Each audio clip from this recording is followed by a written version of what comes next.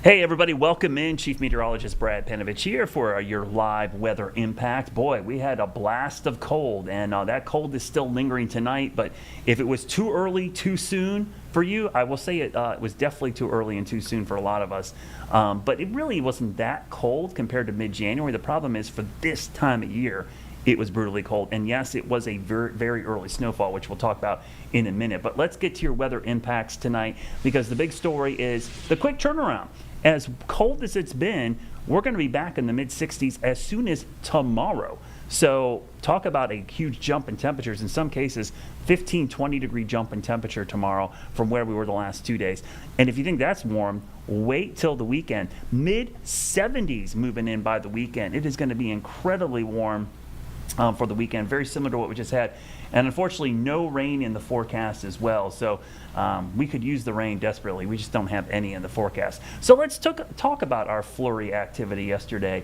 It did flurry in Charlotte. That is officially a trace. And I could probably do a whole show on what a trace of snow is, but I'll break it down for you. If it snows, but it doesn't get to a measurable amount, and measurable for snow is 1/10 of an inch, so 0.10 inches. That's the closest measurement. We don't measure to the nearest hundredth or 5/100ths. We only measure to the nearest 1/10 of an inch. So if it snows, but it doesn't get to 1/10 of an inch, that's a trace. And conversely, if it was rain and it rained and it didn't get it to 0.01, which is a much lower threshold, that is considered a trace. So it officially snowed at the airport for about 2 hours, didn't accumulate, but we had a trace.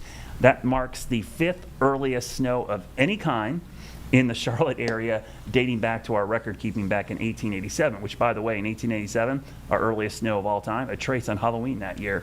And if you're curious, the first measurable snow, earliest measurable, which is more than 1/10, I think was actually on this date, November 11th, 1968. So this would be the date of our earliest measurable snow. The last time it snowed in November at all in Charlotte was back on Veterans Day in 2018. So yeah, that was an early snowfall for us, but it's crazy to think it was 77 one day and we got snow the next day. Now, what's happening now is the turnaround is happening. We're starting to see southwest winds developing. That's the blowtorch that kind of kept us warm last week. That's going to start moving in. Now, the overnights are going to stay chilly.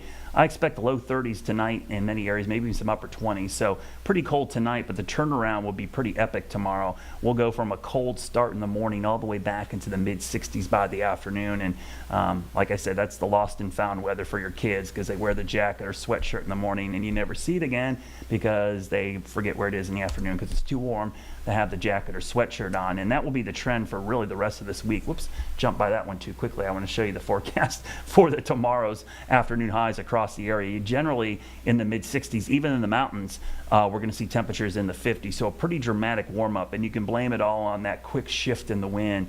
We've had that, basically the Arctic Express come down here the last 2 days, and now we're going to see the Gulf open up and kind of southwest winds, though it's not going to be super humid. The southwest wind, that continues really into the rest of the week. We have a dry front that moves through from the north. That will probably bring some slightly drier air for Wednesday night into Thursday, but other than that, not much of a change. Now, rainfall-wise, boy, we could use some rain. The flurries were fun yesterday, but I would have taken some rain, honestly, in this drought situation.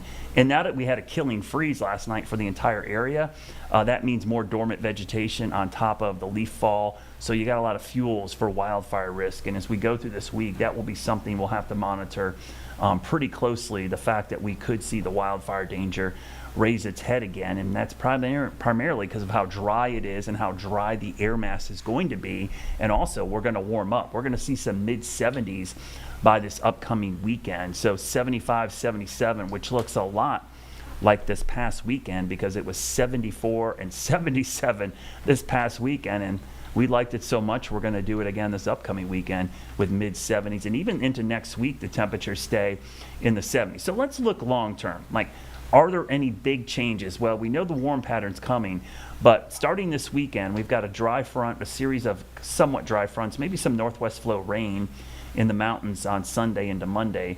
But next week will be interesting. This will be the week before Thanksgiving.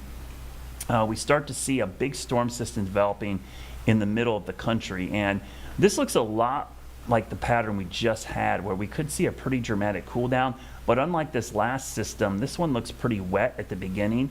And so we could see a pretty significant rainstorm maybe a week from this Friday. So what am I talking about? The 21st. This is pretty far out, but just to keep an eye on that time frame, the middle and end of next week, not this week, next week, we possibly could see some rainfall and maybe another significant pattern change, which could set the table for another cold blast going into the week of Thanksgiving. So there are signs that the jet stream is getting more active. We're starting to see more of these systems, and this is kind of the transition period as we get closer to the winter season getting closer and closer. When you start seeing more of these fronts, more of these storm systems getting down here, that kind of sets the table for potentially some rainfall and eventually the cold air and more chances of snow as we get into December, though. I don't see anything right now that would be imminent, at least in the next week or so. This weekend, it's Tuesday, I know. It's never too early to look at the weekend. Look at these temperatures. Mid-70s Saturday, mid to upper 70s for Sunday, and both days will be relatively dry. We'll take a long look here at the 7-day forecast, the Jerry Hunt Supercenter 7-day forecast. The overnight lows stay in the 30s, at least through Friday. So cold mornings, but warmer afternoons, kind of your typical fall pattern. By the weekend, we're back in the mid-70s. The morning lows will jump into the 40s and 50s. And then going into next week, we'll start to see temperatures basically in the mid-60s for most of next week. And we'll show you the 10-day forecast so we can go all the way to next week. So I know it's 10 days out, and I just showed you the potential for rain next Friday. And I'll just peel back the curtain on forecasting. When it's 10 days out, there's still a lot of uncertainty. So we'll keep it at a 20% chance right now. But just stay tuned. There's a chance that could trend up or down or move a little bit based on that storm system, which you know is going to be pretty large and heading our way possibly sometime late next week. So that might be our most significant chance of rain and maybe another pattern change coming up for that weekend prior to Thanksgiving.